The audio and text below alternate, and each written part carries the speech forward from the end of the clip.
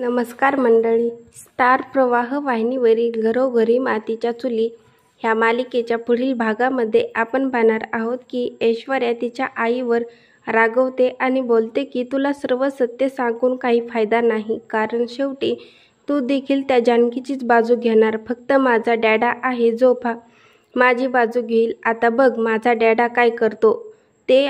त्यानंतर आपण पाहतो की पोलीस ऋषिकेशला फोन करून सांगतो की तुम्ही जरा सावध राहा, कारण त्या ऐश्वर्याने सयाजीरावला जेलमधून बेल करून घेऊन गेलेली आहे. आणि तेव्हा सर्वजण विचारामध्ये पडलेले असतात आणि तो इन्स्पेक्टर सांगतो खास करून सारंगला काळजी घ्यायला सांगा. आणि तेव्हा सर्वजण हे अतिशय घाबरतात.